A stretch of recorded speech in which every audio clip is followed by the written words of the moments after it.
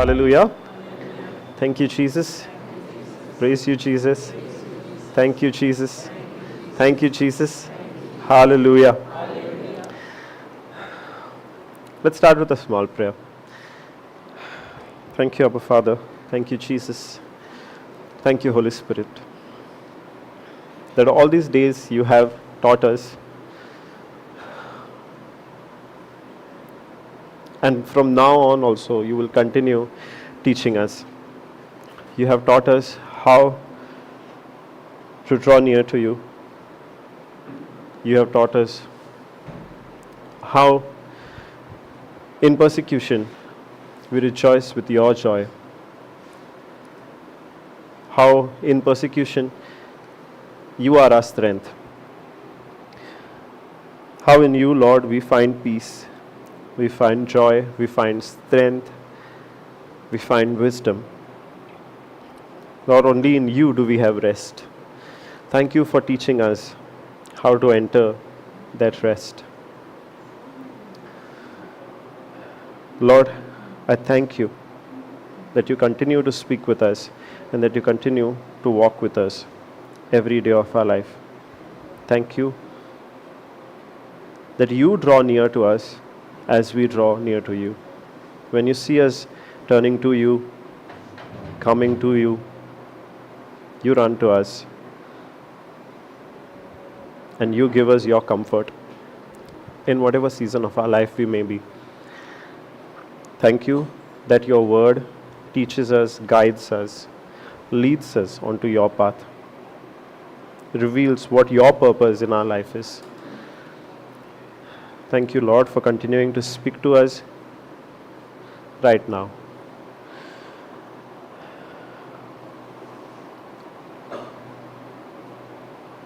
Thank you, Holy Spirit, for being with us right now, for being our comforter, our strengthener, our guide. Thank you, Jesus, for the blood that you shed for us, which paid the price for our healing, which paid the price for our justification, which paid the price for our unity again with you. That today if we can come boldly to you, Lord, it is because you paid the price with your blood. And through us, Lord, every day of our lives, the way we live, with the words that we speak, with all our interactions, wherever we may be, in our homes, in our workplaces, in our professional lives, in our personal lives, may we all bring glory to you, Jesus. We thank you and we praise you. Amen. Hallelujah. Hallelujah. Now, a few days ago, I had shared my testimony with you all very, very briefly. Shall I expand on that? Yes? Thank you, Jesus. So my testimony is of a healing that I experienced in my own life. Now, I never lived a bad life per se. I was a very good boy.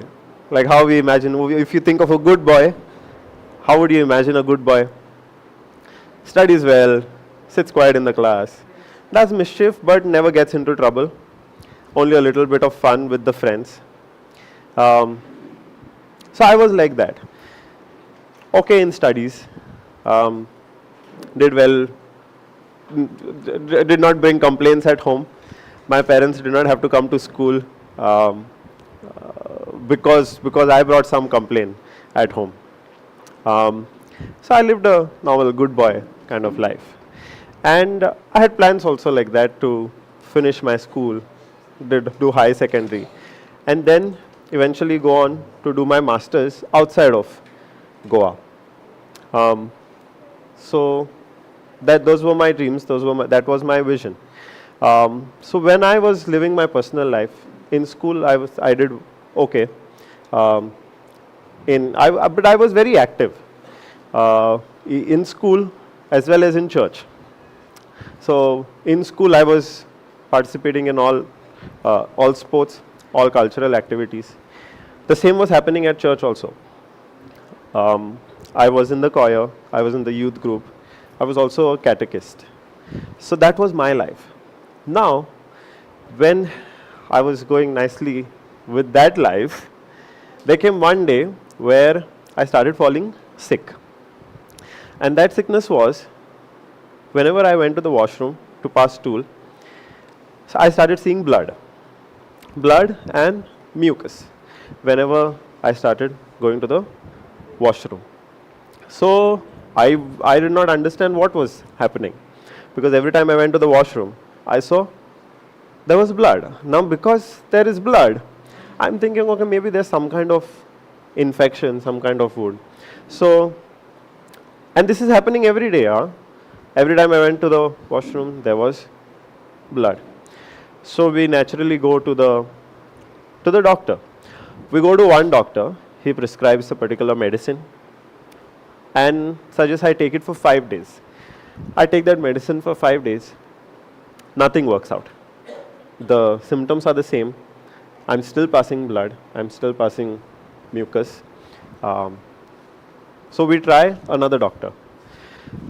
That doctor also prescribes another set of medicines. Those also do not work out. I take those for another 5 or 7 days. Still no respite. I'm still passing blood. I'm still passing mucus every time I go to the washroom. And now I'm finding that I have to go to the washroom more often. And I'm constantly feeling like I have to go to the washroom. So the symptoms sort of increased. I'm seeing more blood. Earlier, if it was a drop, now I'm seeing more. So the medicines of the second doctor also did not work. Now the doctor also, first the doctor had said maybe it is piles. So he gave medicines for piles, but those medicines were not helping. So then he suggested I go and get a colonoscopy done. Now colonoscopy is an examination of the gastro organs that we have, the intestines. So the second doctor that we consulted, because he saw that the medicines were not working out, he suggested I get a colonoscopy done so that we know what exactly is the issue. So we go to a third doctor, because in Goa there were only a few doctors at that time who did the colonoscopy. So we go to that third doctor who was a specialist in gastro-related issues. And in that colonoscopy, we find the diagnosis is that the diagnosis is a condition called ulcerative colitis. Now, ulcerative colitis is ulcers in the intestine. So that was the diagnosis. Now, along with that diagnosis, a long list of do's and don'ts came. What I can do and what I cannot do. So when I received that list, I was not even in my senses because of the anesthesia that was given. So my mother was there with me. After the colonoscopy, the doctor informed us what the condition is, what I need to do, and what I do not need to do. Now, the advice that he gave us was, this condition is a chronic condition, which means that there is no cure for it. That's what the doctor said. There is no cure for these ulcers. They are wounds in the intestine which are not going to get cured. They're going to be there. They can only be controlled. Now the symptom was because there were wounds in the ulcers. That is why that bleeding was happening. That is why that mucus was coming. So he said we can only control that bleeding and the mucus. We can only control the symptoms. There is no medicines where we can go and cure those wounds per se. So that's the first thing that he told us. So he prescribed medicines after that. And that was a very heavy dose at that time. So he prescribed medicines. But along with the medicines, he gave me a lot of other advice also. And that advice told me how worse that condition can get. He basically told me, you are lucky that this is diagnosed at such an early stage, because it is not, it has not gotten worse yet. The wounds are still small. But if they do get worse, then you have to pass motion. You will feel like passing motion 8 times, 10 times a day. Now, before I got the test, because of the symptoms, I was passing motion 3 or 4 times a day. And even when I passed motion, the feeling of wanting to go to the washroom or wanting to pass motion was constantly, the whole day. I felt like I wanted to go to the washroom. If I went to the washroom, either only blood came out or nothing came out. So that was happening throughout the day. Now, the doctor, in his own wisdom, told me that if the situation gets worse, if the condition gets worse, then you will have to go to the washroom 8 to 10 times a day. He himself has had patients who have had bleeding constantly, continuously. They were bleeding. Even when they were not going to the washroom, they were still bleeding. And he told me he himself has had patients who the same condition for whom when it was diagnosed, there was no cure, so they had to cut out a part of the intestine and stitch back. And then he said, that is a very risky thing. We don't want you to go through that. We don't want you to get to that stage, because in Goa there is no surgeon that can do that successfully. So now, in his own wisdom, he was warning me. He was giving me advice. He was making me know of what lied ahead, or what this can lead to if I did not take care of. He wanted me to take care of my health. But in doing that, when he spoke those words to me, those words created nothing but fear. Now I can say that because now I know how words create either faith or fear. Yes, at that time I did not have that understanding. So all those words did was create fear in me. So when we were leaving, he also gave us a booklet of how through our diet we can take care in that condition. So I carried that booklet. I of course had the report with me, and that was a very graphic report with pictures and everything. It was not just text. So I knew what my intestine inside looked like, what the wounds looked like. So I had that picture also in my head. So now see all of the information that I have, okay? What the diagnosis is, what the illness is, what can happen in the future. Possibly it has not even happened, but I still had the picture of what can happen in the future if I do not take care from now on. I had the little pictures of my intestine in the reports and what the wounds look like. I had a long list of foods that I cannot eat and foods that I could eat. And I didn't like that list because the foods that I could eat was only vegetarian food. All the food that I liked were in the column which said I cannot eat that food. So that is all the information that I had.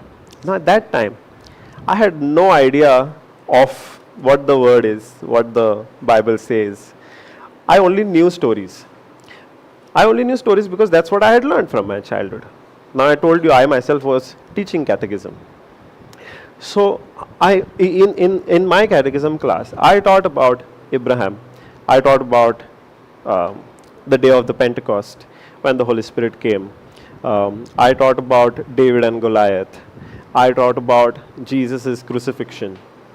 But all of those things to me were simple stories. Even when I read the Bible on my own, not that I read too much of it, I tried to read one time for a Bible quiz.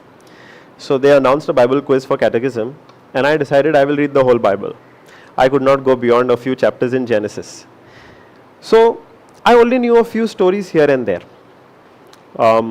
I had no idea what actually those stories meant, what the wisdom in those stories was. So I had nothing to have faith.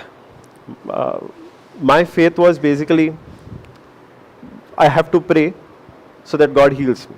This condition is there. So now I need to pray and ask God to heal me.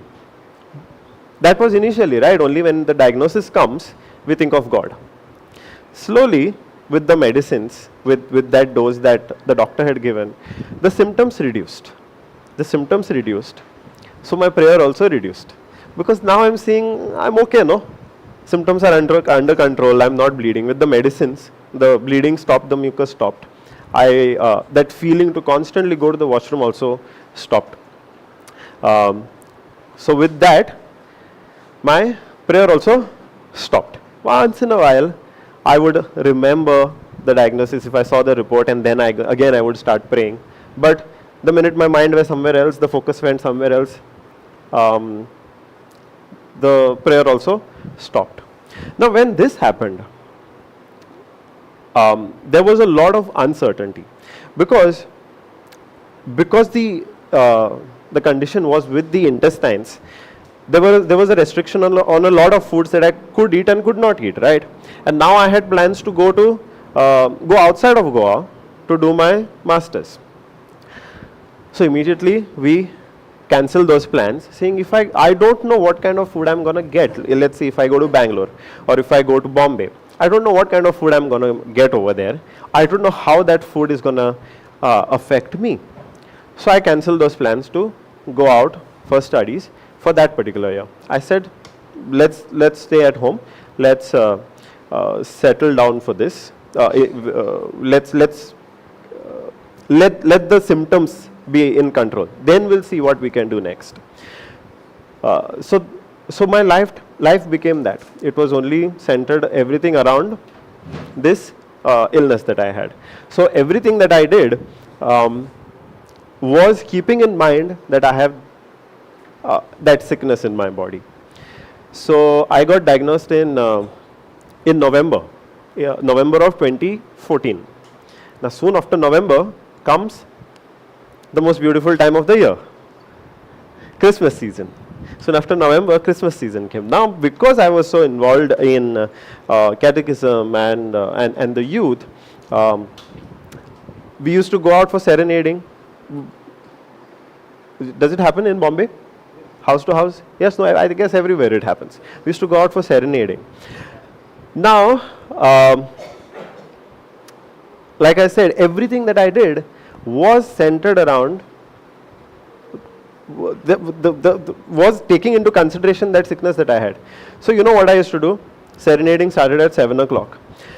Now the doctor's advice was, you have to eat food at so and so time. You have to be strict with your food times. Breakfast, lunch, dinner. So at 7 o'clock, we all used to go out for serenading. Then sharp at 8:30, I used to leave that, wherever we are, in whichever ward we are, I used to leave that, come home, have my food, take medicines, and then go back. Now because we are in a group, I cannot come quietly, right? So the very next month, the whole youth group knew that Brendan has so and so sickness, and that is why he's going home. They did not have to guess, I myself told them. They asked, right, why you're going? So I said, I have so and so sickness, because of which I have to do so and so thing. Now I had no understanding of the word, right? I did not know there is power in my words. I'm not supposed to go on confessing. What I did was I went on confessing. Very soon, the youth group knew, all the catechists knew, people in the church knew, my family knew, my friends from college knew that I was diagnosed with so and so sickness. Now in my ignorance, I went and told everybody that I have so and so sickness, I cannot eat food. They call me outside to have food, and initially, because I was in so much fear, I was extremely careful. If anybody called me to eat chaat in the evening, I would say no, I cannot eat chaat. It won't agree with me. The symptoms will start again.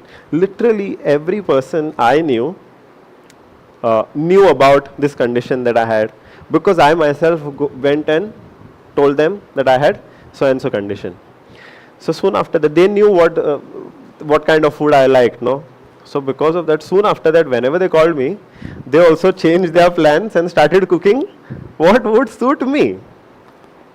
So they also changed. So here, in my ignorance, I am also acting opposite to the word of God, and in their ignorance also, they are also acting opposite to the word of God. So the belief over here was, Brendan has a certain sickness, so he cannot eat certain foods, he cannot do certain things. So let's work according to that. That was the belief, and here I am using the word belief because now we understand that belief is an action corresponding to the message. What was the message? Brendan is sick, and that followed with an action. If Brendan is sick, let's not call him out. Let's allow him to go and take his medicines. So that happened for a period of time. Now I had cancelled my plans to study. Which I resumed the next year. 1 year passed. 1 year I spent like this only. I took a small job, which I left because it was getting stressful. And with that stress, the symptoms had started coming back. I worked for 4 months. It was getting stressful. I said, I cannot do this anymore. I'm leaving the job. So I left that job also, and I stayed at home. But then again, with the medicines, the symptoms were controlled. Again, I started preparing for the entrance exam for the masters. I started appearing for interviews. Now it so happened that while I was planning to do my masters, at the same time, I got a job in Hyderabad. Again, out of Goa, away from home. But this time, I was a little more confident to take that decision to go out of Goa because I had figured out what happens when I take the medicines continuously, what happens if I miss sometimes, what food works, what food does not. So I had figured that out. So I said, okay, let me take the job, and I moved to Hyderabad. Now when I went to Hyderabad, there was a big packet in my bag full of medicines. Again, thinking, what if I don't get the same medicines in Hyderabad? So, and that happened every time. I came down every 4 months. Hyderabad, close by, no? We can come very easily, we can go very easily. So I came to Goa every 4 months, and every time I went back, I would carry those medicines from here. Even my mother would buy those medicines, keep them ready for me, so that a trip to the pharmacy is reduced. She knows, no, that how much I do, how many tablets I take in a day. So she would calculate, she would buy the medicines, she would keep them ready. So that was the lifestyle basically. Everything else was considering that the sickness was there in the body. Now, in this, I met a very beautiful girl who is today my wife. So she knew the word. So when we started dating, I of course told her about the sickness. And she would always advise me, don't go on confessing that you are sick. Now that did not make sense to me. I was like, if I don't tell people, how would they know? If they are calling me out to, let's say, eat something, and I cannot go and eat that, how do I tell them? I cannot simply say, no, I don't want to come. Then they would misunderstand. I have to tell them, no, why I am not coming. Then there is no misunderstanding. Then they also understand why I cannot come or why I cannot eat certain things. But she kept telling me, don't go and tell everybody that you are sick. Now, why was she saying that? Because she had the understanding of Proverbs 18:21, that death and life is in the power of our tongue. Now, I was not getting that understanding. Happens, right? Even when we receive the word still does not make sense to us. We still don't understand that word. Now, my case was like that. So I continued my own way. At that time, I was a little stubborn also. I would do my own thing. And then I would in worry, I would think 10 steps ahead. if I don't do this, then this is going to happen, and if that happens, then something else is going to happen. My thinking was in that direction earlier, and that only happened. I used to think if stress at work increases, then the symptoms are going to start. If the symptom starts, I'm going to go through so and so thing. I was always a few steps ahead in thinking. I was a few steps ahead in my thinking, but I did not act on it, saying, okay, I have to change my lifestyle and all of that. After some time, I even became careless. Thinking I'm anyway taking medicine, so let me go ahead and eat foods that I was not eating earlier. If I was not eating meat earlier, I'm fed up of not eating meat, let me go ahead and eat meat.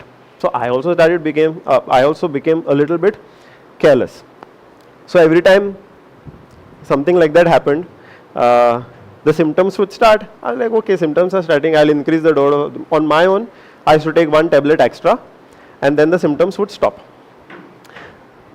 So that was every day. Every day I had to take medicines 3 times a day, after breakfast, after lunch, after dinner, 2 tablets each time, so daily 6 tablets. I stopped having milk in my tea initially.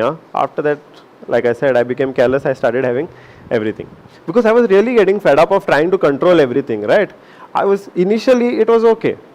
Initially that fear was there, so I could easily see, okay, I cannot eat this, I cannot eat that. After some time, I was getting fed up of living that life. But I had no way out, right? I did not have an understanding of the word.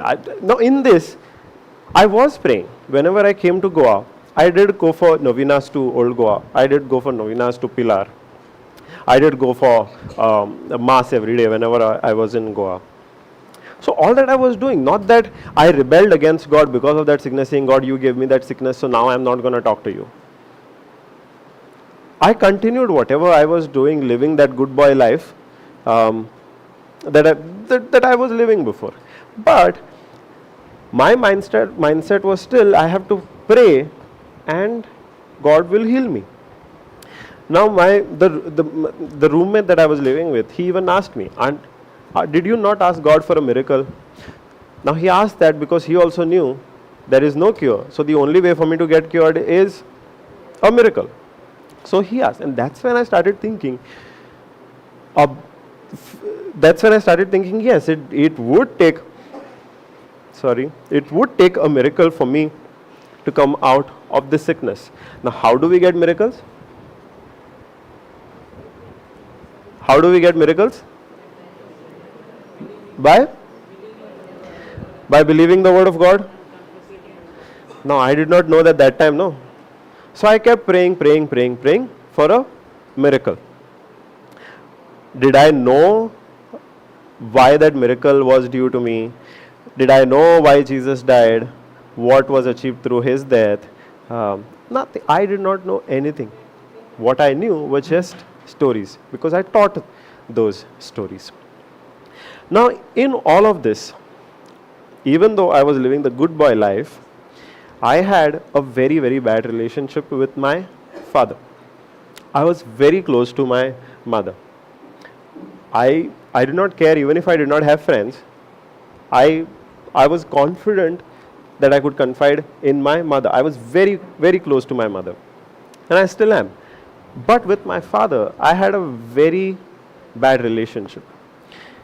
I think for close to 12 years, 10 to 12 years, I had not called him dad. I had not called him dada.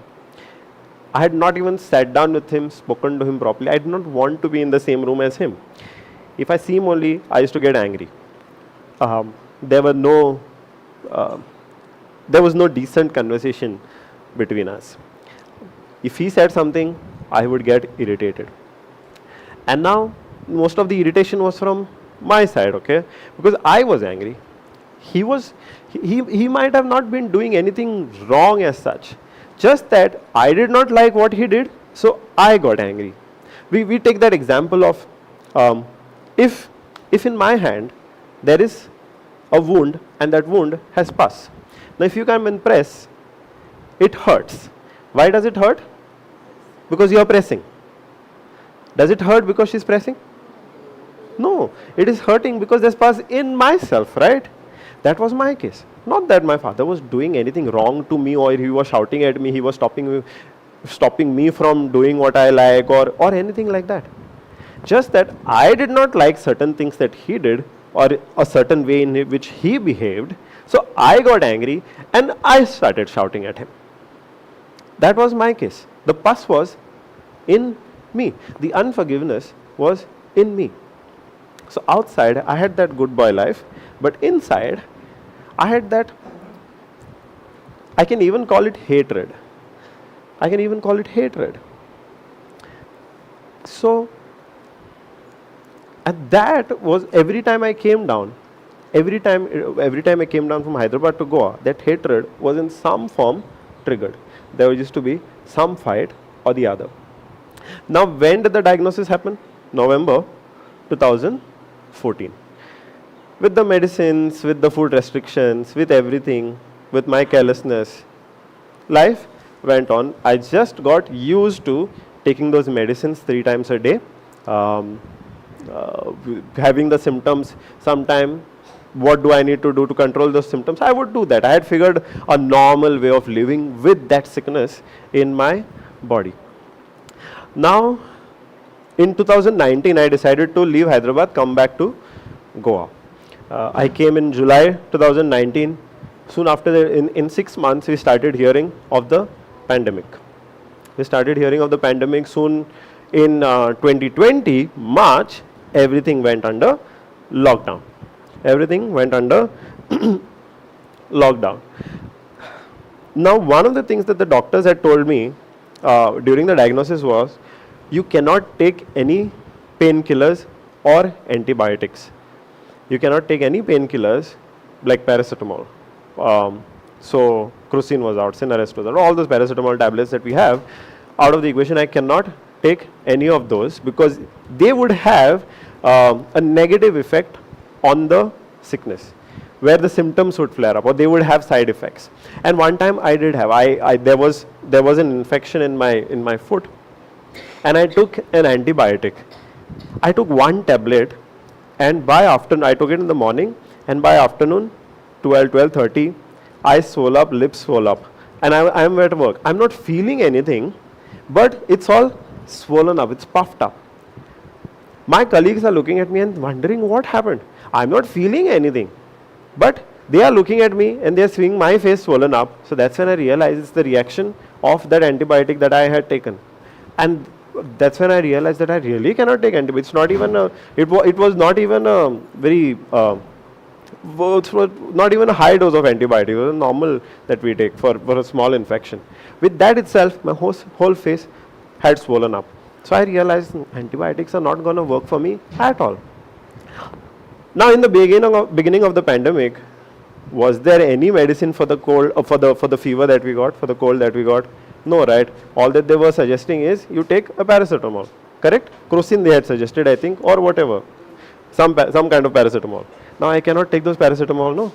Now in my home, I am fighting with everybody saying, when you go out, please take care, because if you come, you get fever, and through you, I get fever, then I cannot take medicines.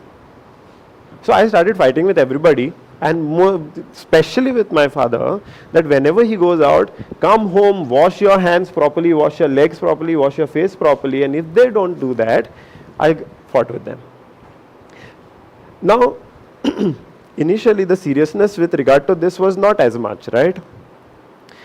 Of washing off hands and using sanitizers and everything.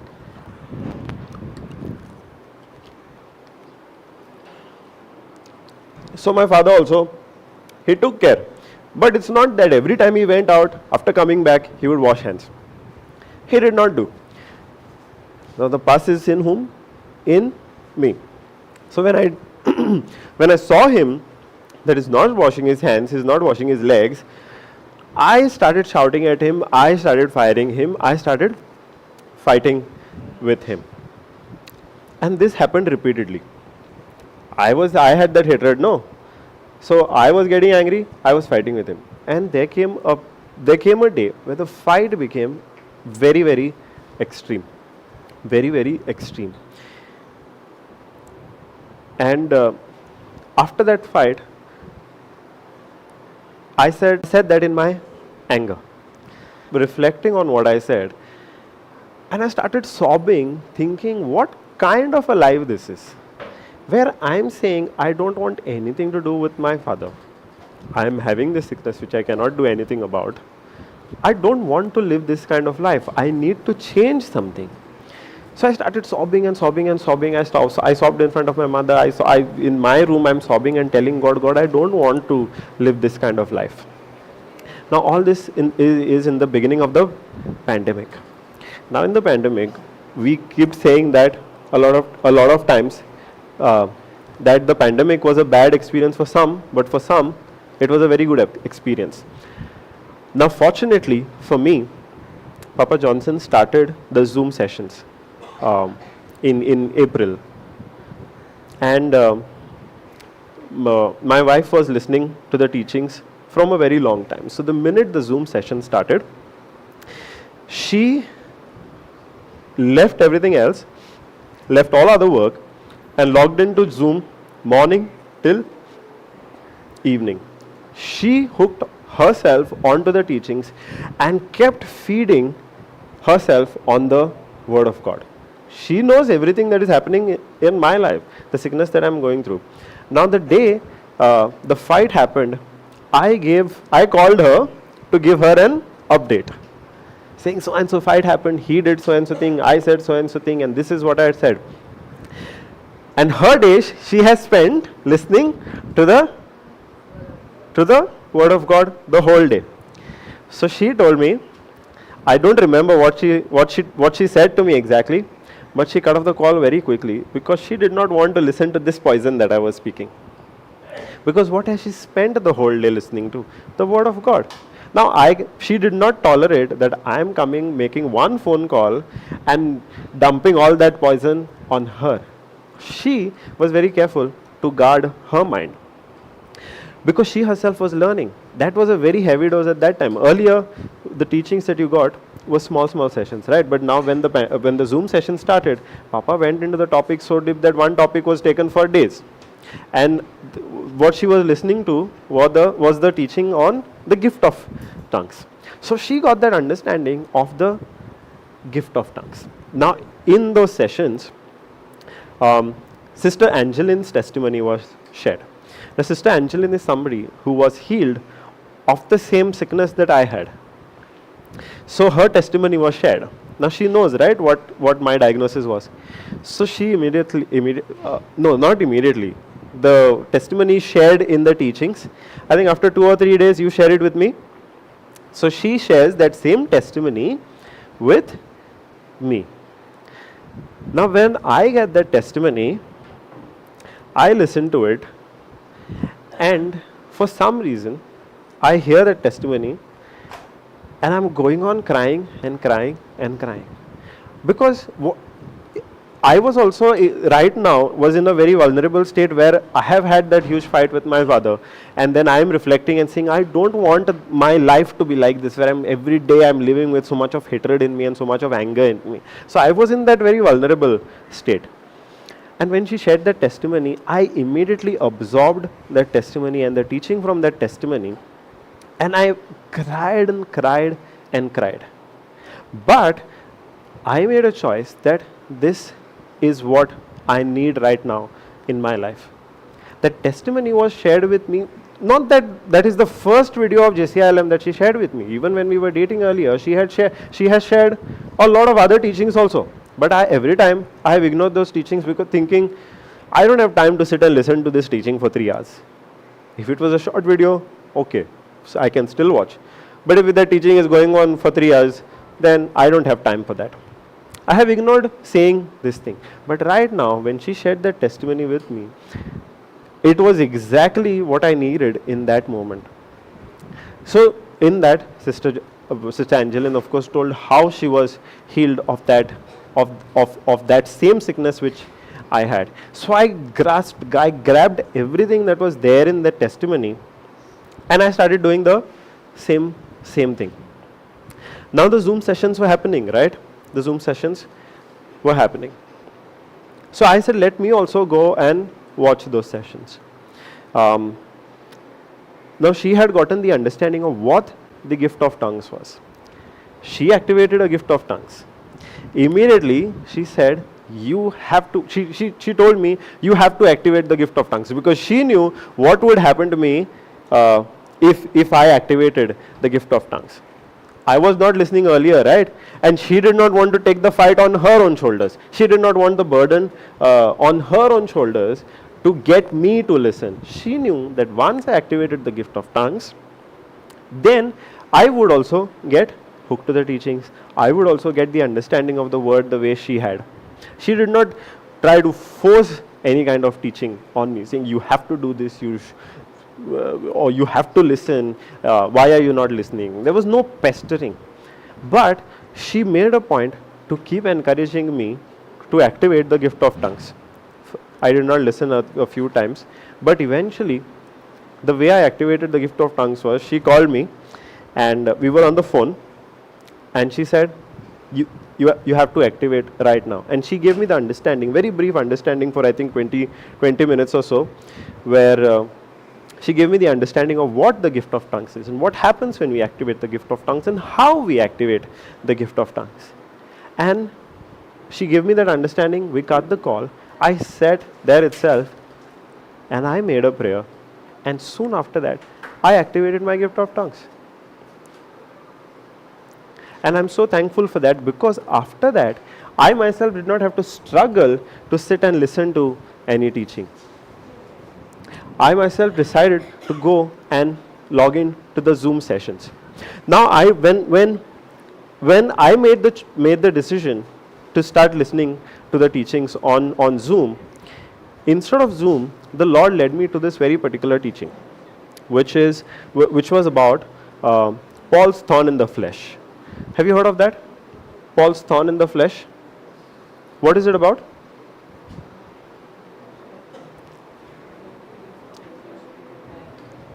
Paul's thorn in the flesh is?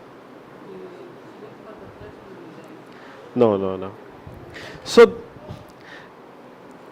now, upon reflecting later, you know what Paul's thorn in the flesh is? Now, what idea about healing do we generally have? That that sometimes it is God's will that we go through a certain sickness, and through that we learn something. Yes? All of you have heard of that teaching at some point in your life. Now, I had also heard that. Even I had wondered, God, what do you want me to learn in this? I did not have that relationship to understand, does he really want me to learn something in this? Or what is it that he wants me to learn through this experience? Now, I am so thankful that the very first thing that the Lord led me to learn is Paul's thorn in the flesh. Let's go to 2 Corinthians 12. Okay?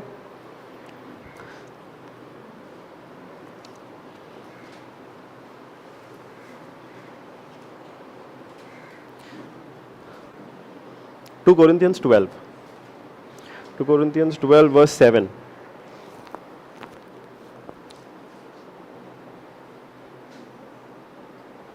So here Paul is writing to the Corinthians and saying, and lest I should be exalted above measure through the abundance of the revelations, there was given to me a thorn in the flesh, the messenger of Satan to buffet me, lest I should be exalted above measure. So here Paul is saying, to avoid me from becoming arrogant, lest I should be exalted above measure through the abundance of the revelation that God has given me, I was given a thorn in my flesh. Now, okay, let's read ahead. For this thing I besought the Lord thrice, that it might depart from me. And he said unto me, my grace is sufficient for thee, for my strength is made perfect in weakness. Most gladly, therefore, will I rather glory in my infirmities, that the power of Christ may rest upon me. Okay? Now, what did we read in verse 7? Paul is saying, I am given a thorn in the flesh. And in verse 9 it says, therefore will I rather glory in my infirmity. What is an infirmity? A sickness. Okay. So now, today upon reflection, I understand that the Lord led me to this is so that this, where I was believing that maybe there is a will of God in me going through that sickness, I had to get out of that belief. Now over here, Paul is saying, I will rather glory in my sickness. I went to the Lord so that He takes that away from me. But the Lord said, my grace is sufficient for you, because my strength is made perfect in weakness. And Paul is saying, I will glory in my infirmity. Now, is Paul talking about his sickness over here? Infirmity, you said, is a sickness. So, does it look like Paul had a sickness so that he does not become arrogant? So that he is not exalted above measure because of the revelation that he has. He is given a thorn in the flesh. Now that thorn in the flesh is not a sickness. The thorn in the flesh that Paul is talking about is not a sickness. Now we confuse that with sickness is because of this word, infirmities. Because we use this word today almost exclusively for sickness, right? Yes? When we are exercising our authority over a sickness, what do we say? You spirit of infirmity, come out right now in the name of Jesus. So we understand this word to be almost exclusively used for sickness. But over here, Paul is not saying that the thorn in his flesh is a sickness. Now how do we know that? We know that in context because in the previous chapter, in verse 11, sorry, in chapter 11, verse 25. In this, Paul is again talking about his infirmities. How we use the word infirmities? Related to sickness. Yes. Now let's see in what context Paul is using the word infirmities. Okay. Thrice was I beaten with rods. Once was I stoned. Thrice I suffered shipwreck. A night and a day I have been in the deep. In journeyings often, in perils of waters, in perils of robbers, in perils by mine own countrymen, in perils by the heathen, in perils in the city, in perils in the wilderness, in perils in the sea, in perils amongst false brethren. Beside those things, in weariness and painfulness, in watchings often, in hunger, in thirst, in fastings often, in cold and nakedness. Beside those things that are without, that which cometh upon me daily, the care of all the churches. Who is weak? Who is weak? And I am not weak. Who is offended? And I burn not. If I must needs glory, I will glory of the things which concern mine infirmities. So what are the infirmities that Paul is talking about over here? All of that persecution, those hardships that he went through. Paul is not talking about any sickness when he says, I will glory in my infirmity.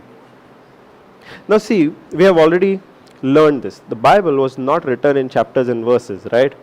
The Bible was written as one whole letter, and in that letter there are these different thoughts.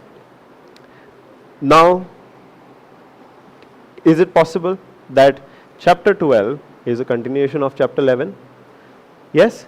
So if we read this, if we go on reading this, here Paul is talking about the different afflictions that he went through, the persecution that he went through, the hardships that he went through, and those he's referring to infirmities.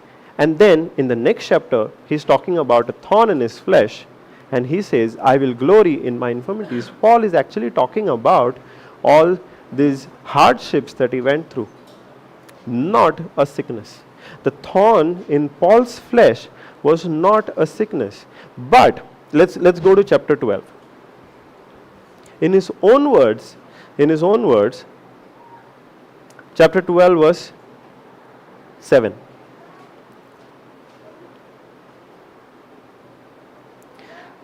In his own words, Paul is very clear that the thorn in his flesh was not from God. The very next thing says it was a messenger of Satan. It was the thorn in Paul's flesh was not a sickness, but a messenger of Satan who stirred up people against Paul wherever he went, because of which he went through all of the hardships that he went through, which he has described in the previous chapter. Now, when I got this understanding the very first time, at that time I did not understand why I was led to that teaching. That was not even in that teaching Papa had taken just before the Zoom session started. So me, instead of going and logging into Zoom for the first time, the Lord led me to this particular teaching because I needed to understand that this sickness that I had was not God's will for me. This sickness that I had did not come from God. Are we supposed to resist the devil? Yes. Does sickness come from the devil? Yes. But if we believe that sickness comes from God, are we going to resist the sickness?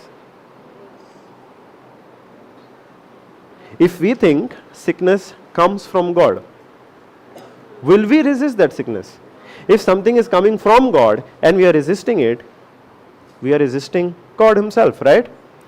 So as long as we believe that sickness comes from God, we are not going to resist that sickness. We are going to accept that sickness and live with that sickness and try to justify it, saying maybe there is some purpose for that sickness. No, sickness does not come from God.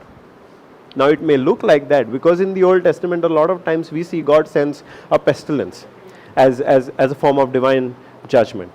Yes, but we are no longer in the Old Testament. We are in the New Testament right now. We are in a completely different covenant with God right now. And in this covenant, God does not send sickness. In fact, in this new covenant that we have, healing is part of that covenant. So I thank the Lord for tearing down this stronghold in my life where I thought maybe that sickness came from God.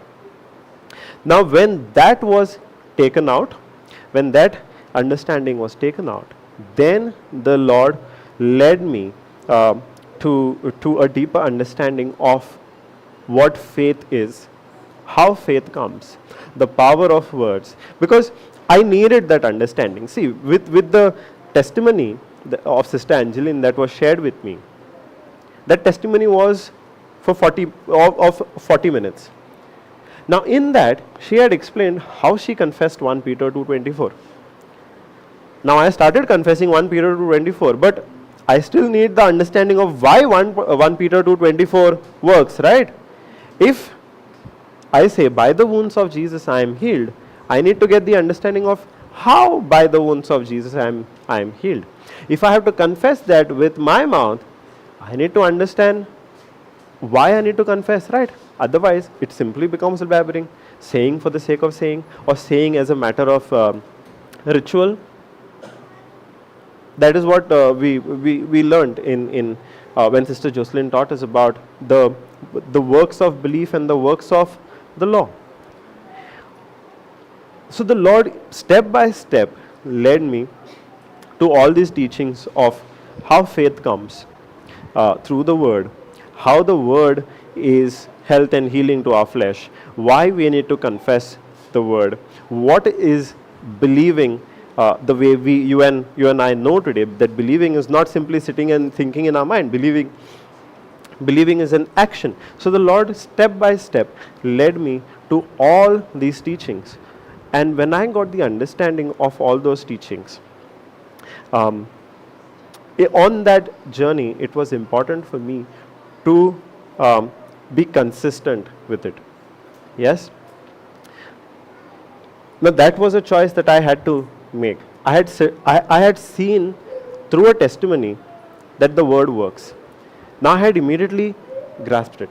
Previously also, I had received teaching, I had ignored it. But this time, But this time, I made the decision to grasp it and to not think too much about it and then question it, saying, does this work, does this not work, why, what, when, where, all of that I did not ask. Now that I did because I was in that situation where I was hungry for something and the word was that something that I needed. And when I caught on to that word without questioning left and right, when I took the word, obeyed the word, that's when I saw healing manifest in my life. That's when I saw healing manifest in my life. Now, let's say I heard the testimony on day one.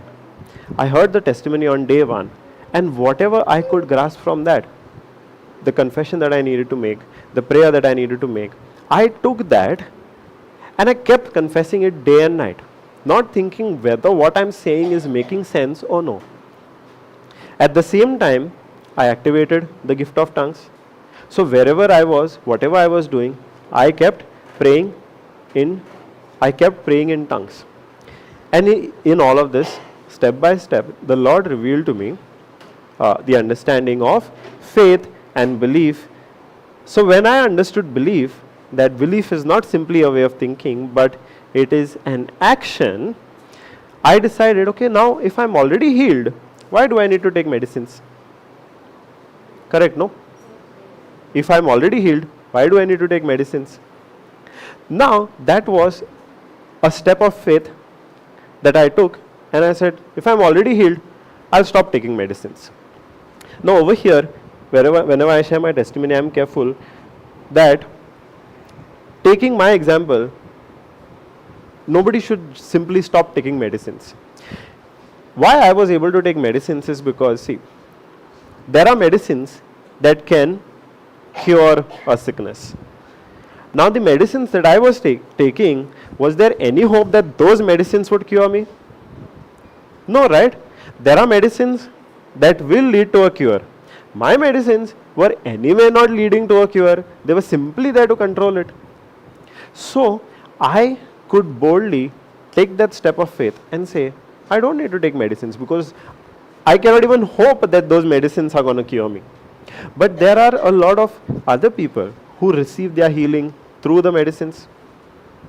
So the message over here should not be misunderstood that just because we are acting in faith, we don't need to take medicines. No, medicines also are important because through those medicines also healing comes. But in my case, there was no hope of that.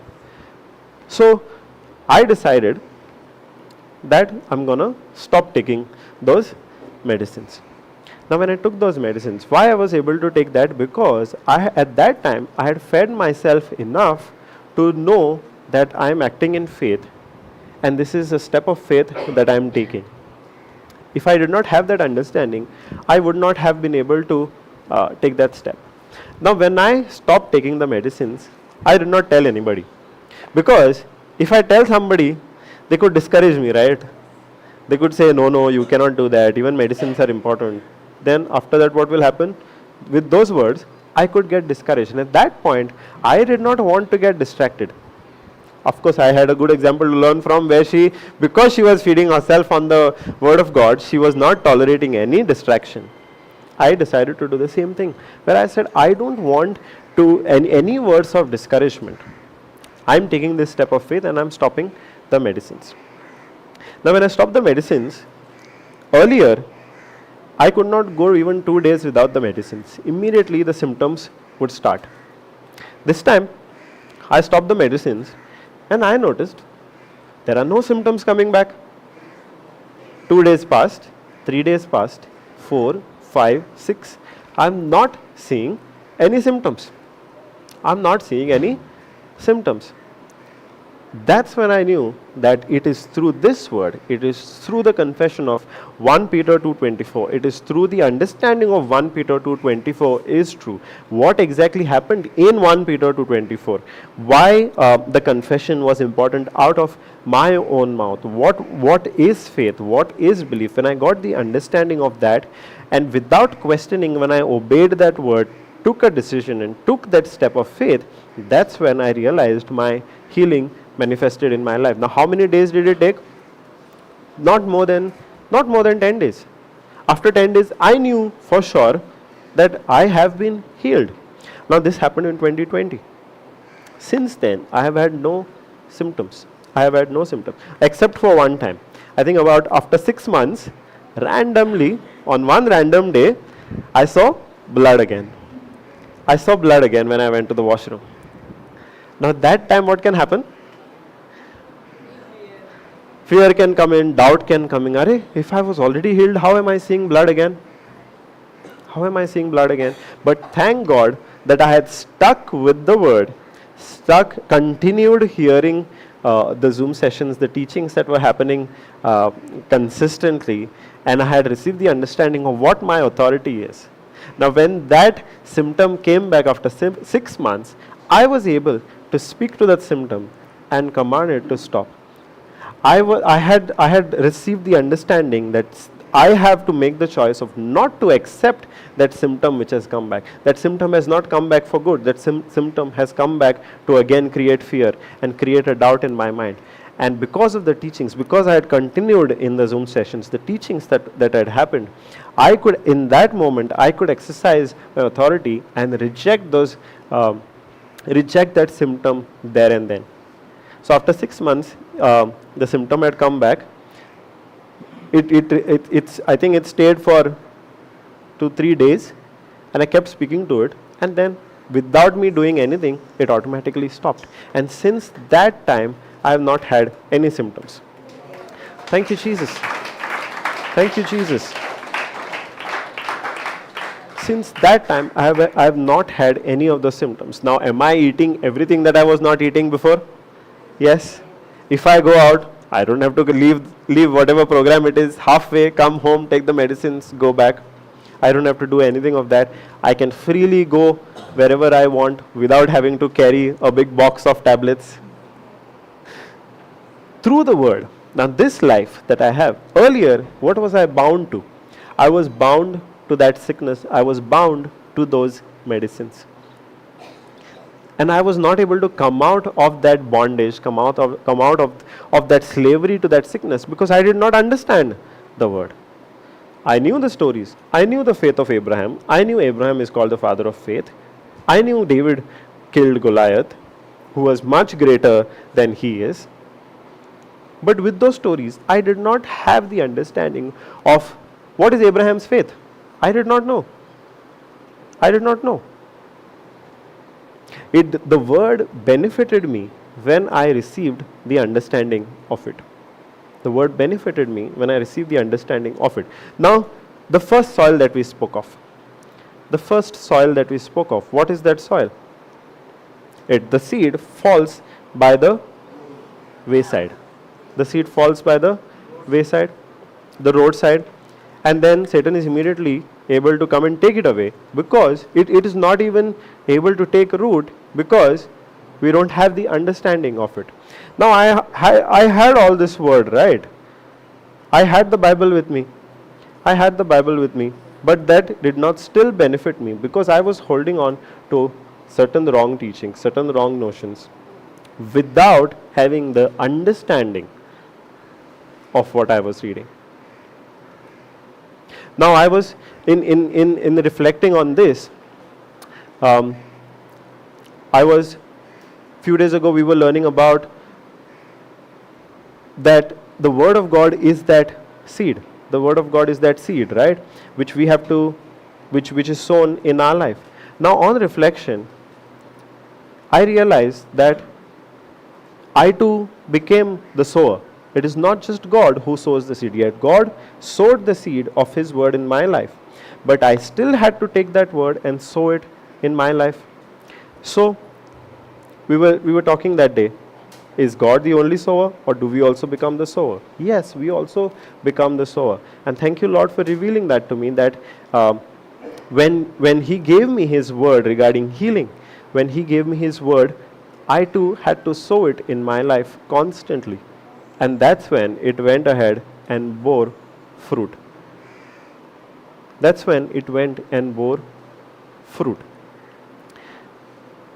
in all of this, The first thing that was important um, for me to do was to continue in that word. If I had only heard one teaching and not soaked myself in it, not gone deeper and deeper in it, if there are four parts to the same teaching, I had only heard the first part and then gotten half the understanding, then I wouldn't have been able to apply it in my life, isn't it? So from my part, what was needed was that consistency. Now consistency is what? Consistency is the key to breakthrough. Consistency is the key to breakthrough.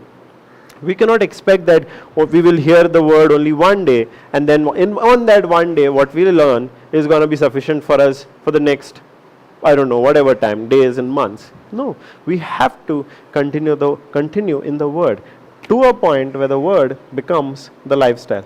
Correct, brother? Can we hear the word and not make it our lifestyle and still expect the kind of benefits to experience that what we have been learning about? Yes, if the word does not become lifestyle, if the word is not in our heart, it still remains as some, then it becomes like a coupon. Then the word becomes like a coupon, where if we have a problem, then we go searching for a coupon which applies to that problem. Correct? It becomes like that, right? But if the word goes into our heart and we have the understanding, then the response itself becomes word based. The response itself becomes a response aligning with the word of God. Then we don't go hunting. We have a problem. What is the scripture for this? What scripture should I confess? How many times should I confess it? If we are only thinking in terms of, I have a problem now, what scripture should I confess? Then we are treating the word as a coupon, like a discount coupon. But if the word is rooted in our heart, then our thinking does not go in the direction of, okay, I have this problem, what scripture should I confess? Yes, you still confess, but the goal of confessing is to renew our mind. Can we have the diagram of the spirit, soul, body on the screen? Now, even in my case, I still had to confess the word. Now, was I applying that as a coupon for my problem? No. I still had to confess it. I still had to pray in tongues day and night. I still had to continue listening to the word. But the reason for doing that is, now, where was the sickness? The sickness was in the body. Now, had Jesus already healed me? Where was that healing? In the spirit. Now, between the body and the spirit is the soul, right? So, for the body to receive the healing which is there in the spirit, for that healing to flow through the body, it has to go through the soul. So, the confession of the word that I was doing, the praying in tongues that I was doing, the teachings that I was listening to daily, day and night, that was to renew this part, to renew the soul, so that the soul, what's the soul? What is there in the soul? The mind. The mind and the senses are there in the soul. So I had to renew my mind to align with the word of God, which confirmed that I have healing in my spirit. Only when I renewed that mind, I kept sowing the seed of the word of God in my life and renewed my mind, then the healing from the spirit flowed to my body. Now, the quicker we renew that mind, the quicker the connection is. If we take longer to renew this part, the more the connection is still blocked. The connection is still blocked. Now, to renewing this mind, I had to first of all come out of my ignorance. First, I did not know the word. What are the three kinds of unbelief? 10 marks. Whoever answers first gets 10 marks. Ignorance of the word. That's one kind, yes. Traditions. What's the third kind?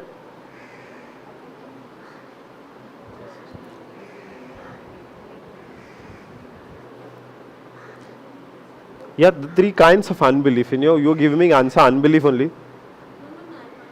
Yeah, unbelief. So first is ignorance. Second is disbelief, under which traditions come. Second is disbelief. What's the third kind? Third kind of unbelief.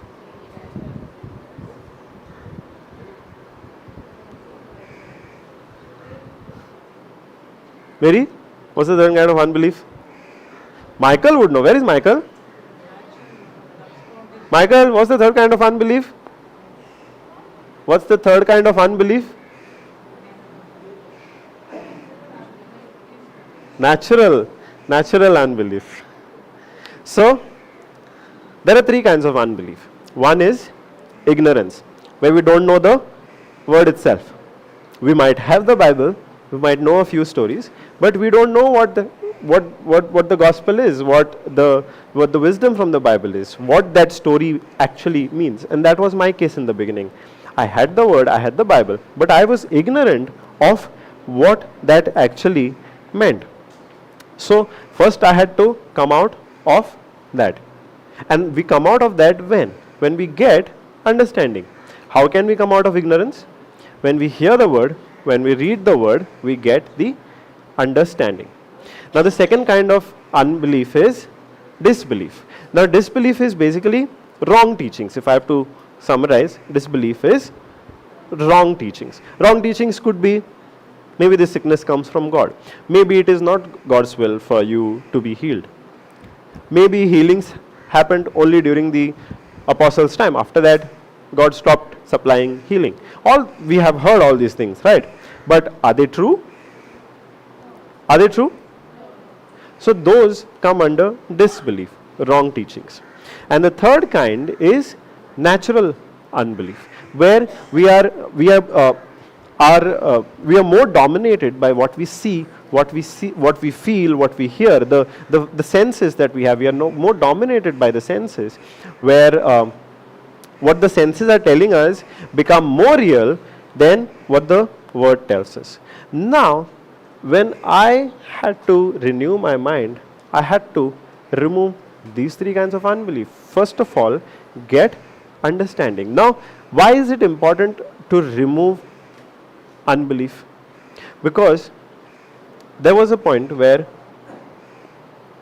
a demon-possessed boy was brought to Jesus by his father, and the father comes to Jesus and he cries, saying, "Please, please, please, heal my son. I took my son to your disciples, but they were not able to do it." And the reaction of Jesus was not saying, "Okay, I understand, they are weak, they are still learning, they will learn, they'll get to this." No, Jesus said, "You perverse generation, how long should I be with you? Bring that boy to me." And immediately Jesus cast out that demon. And when the apostles asked Jesus, "Why were you able to do it and we were not able to do it?" Jesus says, "Because of your unbelief." Were they not able to did they lack faith? No, right? In their faith, they still went and exercised their authority. They still commanded the spirit to come out. But when they saw that the spirit was not obeying them, that's when they got into that unbelief. So even when you and I are exercising our faith, we still have to weed out that unbelief. And the Holy Spirit helps us in that. The Holy Spirit helps us weed out that unbelief. We are sowing the good seed. But the weeds that grow, we still have to pluck those weeds out. Unbelief is among those weeds. So when I was exercising my faith, for my healing to flow from the Spirit to my body, over here, I had to remove, or rather, the Holy Spirit helped me remove all the different kinds of unbelief that I had. First of all, He took care of my ignorance. He led me to the Word through different people, be it my wife, be it through Brother Johnson. It could be anybody. But He shared those teachings with me that I really needed at that time, on faith, on believing, on the power of words, so that what I got was understanding through those teachings. So the ignorance was taken out. Second is disbelief. Now the disbelief that I had was, the wrong teaching that I had was, sometimes God does send you some sickness, some trouble in your life so that you learn some lesson on it. Now that is not God's system, right? That's not God's system. God's system is to teach us through His word. God's system is through His word. Can you find that scripture which says all scripture is divinely inspired and it is beneficial for reproof? I think it's in 2 Timothy. 2 Timothy 3:16. Mama, who answered? Michael.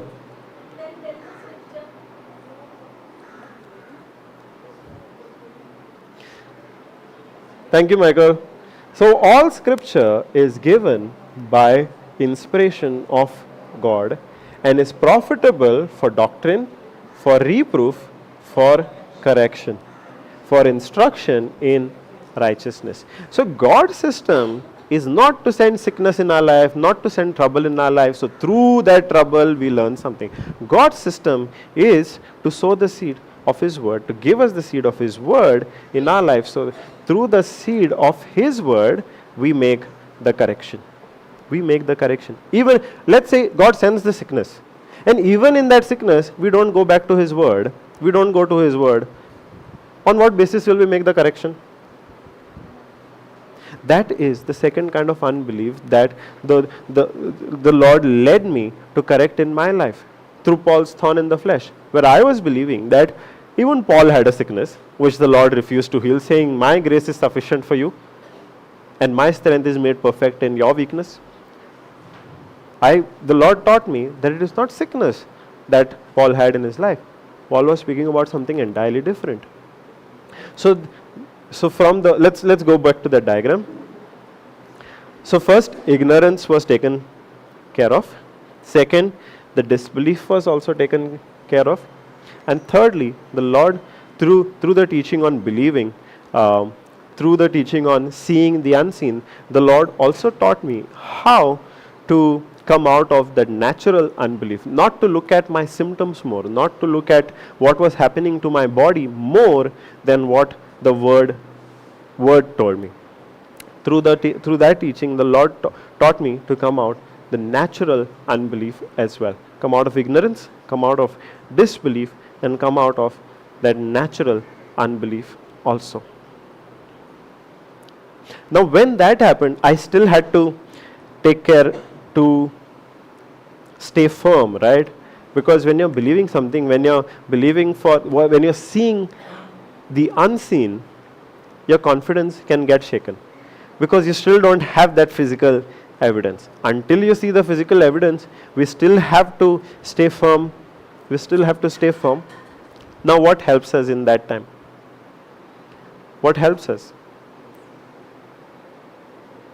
What helped me stay firm in that time is, I was exercising my faith. I had taken a step of faith. I was acting, I had taken an action of believing, but I still have to, it was all new to me at that time. I was getting the understanding, but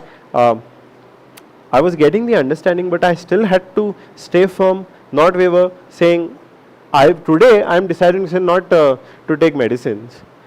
I have to continue that decision tomorrow also, right? Because tomorrow I might decide, okay, no. How can I stop taking medicines? Yeah, because the thought can come. In that time also, I had to stay firm on that step of faith that I had taken.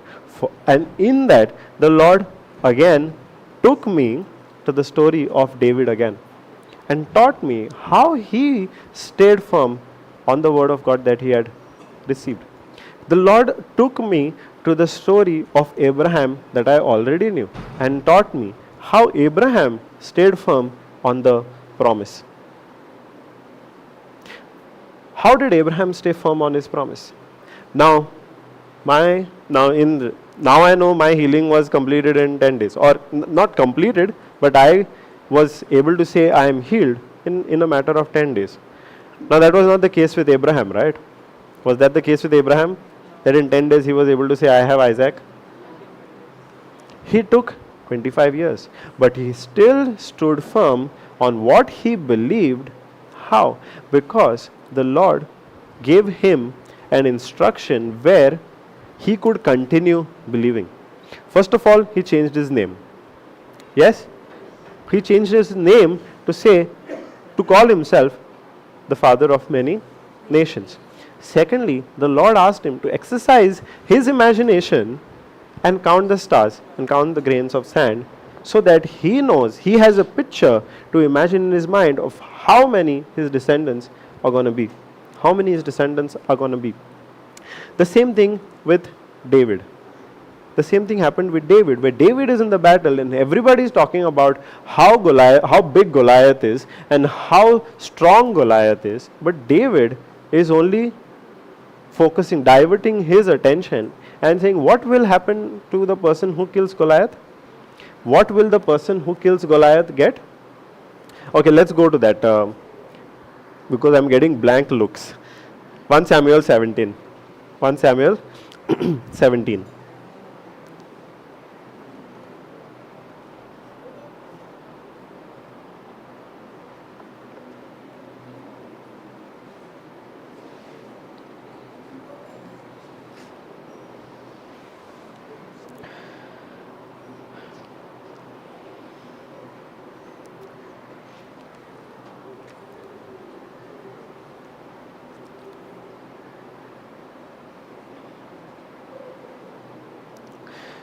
Okay, 1 Samuel 17 is the story of David and Goliath. Okay, I will not go through read the whole story because you all know the story. Okay, I will point out the parts where David exercised his faith, David set his focus on the word of God. Okay, now here the Philistines are 1 Samuel 17, please.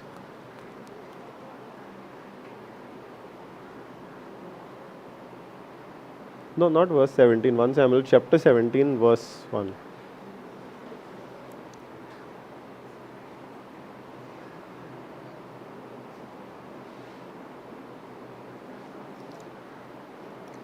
Okay, so now the Philistines are coming to attack Israel and they are sending their warrior Goliath. Now, if we go to verse 4 to verse 7, it describes the armor that David had. The armor that Goliath had. And there went out a champion out of the camp of the Philistines named Goliath of Gath, whose height was 6 cubits and a span. Now when I converted this, you know how much it came to? Close to 11 to 12 feet. Now most of us will be 5 feet something. So essentially Goliath was almost twice our height. Yes? And he had a helmet of brass upon his head, and he was armed with a coat of mail. Helmet of brass, coat of mail, and the weight of the coat was 5,000 shekels of brass. And he had greaves of brass upon his legs, and a target of brass between his shoulders. And the staff of his spear was like a weaver's beam, and his spear's head weighed 600 shekels of iron, and one bearing a shield went before him. Now I'm pointing this out because this is the kind of armor that Goliath is coming. Now if you picture Goliath, he's somebody who is twice our height. But he's not going to be built like us. They're sending their best warrior. Yes? So he's going to be even more built, probably twice our height and twice or thrice our width also. So he's huge. He's huge. And he's coming with all this armor on his chest, on his head, in his hand, and he has a shield bearer going before him. Now, if we go to verse 10. No, wait, not verse 10. Sorry. Let's go to 8. Let's see what. Now he comes with all that armor. He's standing in front of the army of Israel. Now he's threatening them. So let's see what he says. Verse 8. And he stood and cried unto the armies of Israel, and said unto them, Why are you come out to set your battle array? Am not I a Philistine, and you servants to Saul? Choose you a man for you, and let him come down to me.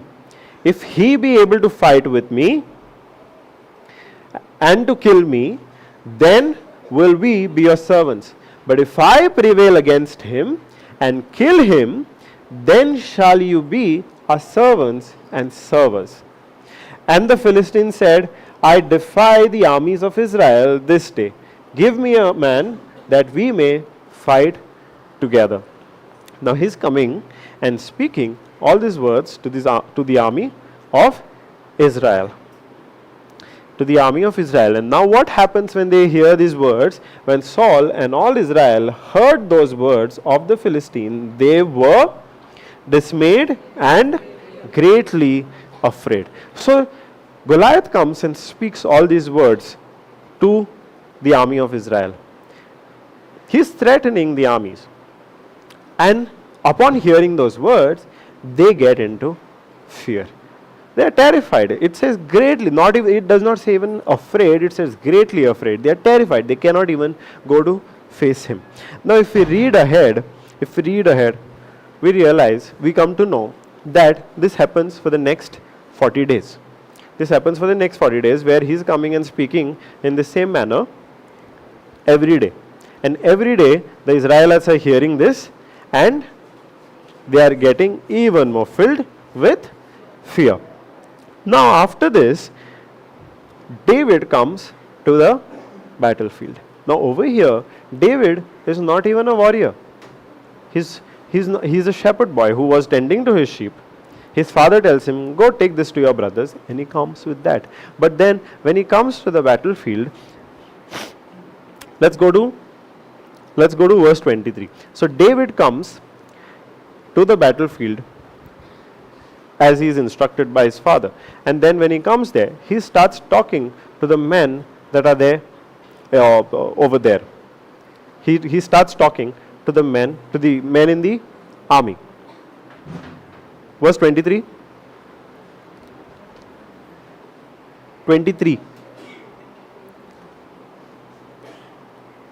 Okay, so he starts talking to the men. And as he talked with them, behold, there came up the champion, the Philistine of Gath, Goliath by name, out of the armies of the Philistines, and spoke according to the same words. Same words. What he had spoken before? Come out against me and I will kill you and you will be my servants. You won't be able to fight against me. You won't be able to defy me. All those words of threat and challenge that Goliath had spoken earlier, now also he comes and speaks the same words. And David heard them. Now the other men in the army also heard. Now David also hears the same words. Now when the men in the army had heard those words, what happened to them? They got into fear. Now, and all the men of Israel, when they saw the men, fled from him and were sore afraid. This has happened over and over and over again, and they are still in that fear. And the men of Israel said, have you seen this man that is come up? Surely to defy Israel is he come up. And it shall be that the man who kills him, the king will enrich him with great riches, and will give him his daughter, and make his father's house free in Israel. What are they saying? They are basically telling what the man who kills Goliath will get from the king. And David spoke to the men that stood by him, saying, what shall be done to the man that killeth this Philistine, and taketh away the reproach from Israel? Where is he putting his focus? He is not putting his focus on what Goliath is saying. He is putting his focus on, hey, what is the benefit that will be mine if I kill Goliath? Now look at his confidence. He is a boy of 17. He is not even trained in battle. He is the youngest. His eldest brother is there in the army that is so afraid. Here he is come and he is hearing, And in his confidence, he's saying, wait, what did you say? What will happen to the man who kills Goliath? Because, why do you think was he confident? Because he, in his mind, remembered that God was with him. His confidence was not in his own strength. Later on, he says, okay, I will go and fight. And then Saul gets armor for David and tries to put it on David, and David says, I won't be able to walk also in this, please remove this. So the armor from David also is removed, and David goes to face Goliath with a spear, with a sling, and a bag of 5 stones. And we know that he kills Goliath. His confidence was never in his own ability. His confidence was never in his own ability. His confidence was in God. That is why over here he says, for who is this uncircumcised Philistine that he should defy the armies of the living God? Here, this David's mention of this uncircumcised Philistine is not a random mention that he is making. He is consciously choosing these words because circumcision was a sign of the covenant that Israel had with God. He is remembering that covenant. Now, according to that covenant, the defender of Israel was supposed to be God. David is remembering, he is focusing his mind on that covenant. That is why he is bringing up this uncircumcised Philistine. And in a later verse, in verse 37, in verse 37,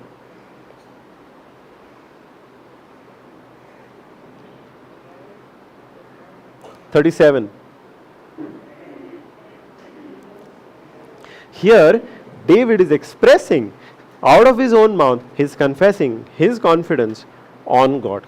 David said, moreover, the Lord that delivered me out of the paw of the lion and out of the paw of the bear, he will deliver me out of the hand of this Philistine.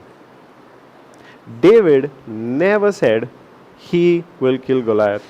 He said, the Lord will deliver me out of the hand of this Philistine. In all of this, a 17-year-old boy was able to face a warrior of an opposing kingdom who had come with full armor because his confidence was never on himself but on what God had promised him to do, on what God had already done in his life. So in his mind, what was his reference point? In his imagination, what was he imagining? He was not imagining him fighting with Goliath. He was, in his imagination, he had how God has already saved him previously, and it is the same God who will save him now.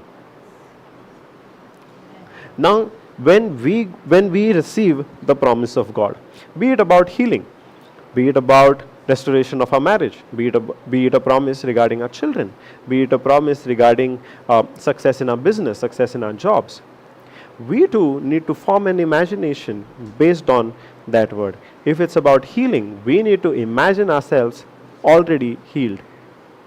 If it's a promise regarding marriage restoration, we need to see in the imagination, in our imagination, our marriage already restored. That is what Abraham did when he called himself Abraham. That is what Abraham did when he counted the stars. That is what David did when he said, the Lord will deliver me out of the paws of the lion. Now in doing that, we are reminding ourselves that our confidence is not in ourselves, but our confidence is in the Lord. Yes? So, now when the Lord revealed this to me, in combination of all these things, when I got the understanding of all these things and all of that understanding came together, to be able to get that, I had to be consistent with the word. At that time, I was only listening and listening and listening, because at that time, that was important. Today, when I am listening, I am also going back to the Bible and reading the scriptures surrounding. Let's say Hebrews 4:12 was taken. I will, after the teaching, I will go back and read the whole chapter of Hebrews, maybe even chapter 3, so that I know what happened before that, what happened after that. And in doing all of this, we have to be consistent in the Word of God. Because consistency is the key to our breakthrough. Hallelujah. Thank you, Jesus. Praise you, Jesus.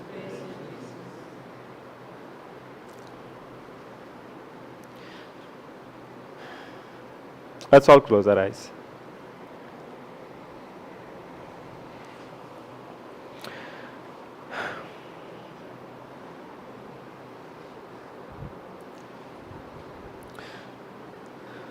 Thank you, Father. Thank you, Jesus. Thank you, Holy Spirit.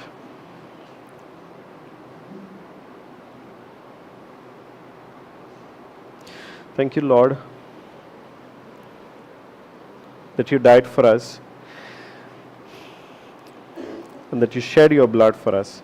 And through that blood, you have redeemed us out of the kingdom of darkness and put us and transferred us to the kingdom, to your kingdom.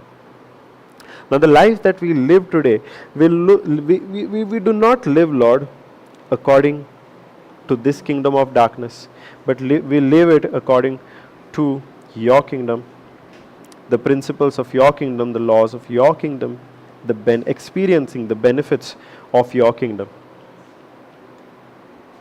And we make that decision daily, Lord, to continue in your kingdom, to see not what we see with our eyes, what we feel with our senses, but to see the reality of your kingdom, which is much, much, much greater than this physical reality that we are experiencing right now. Your plans for us, Lord, are mighty, mighty. The days that you have written for us in your book are mighty according to your purpose.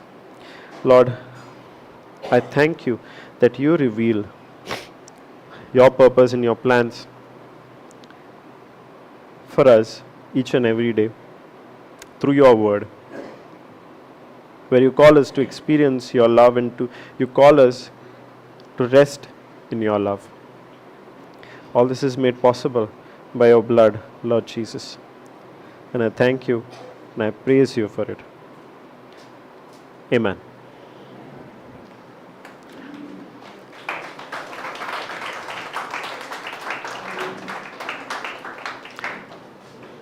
Let's spend some time right now. Let's not go down.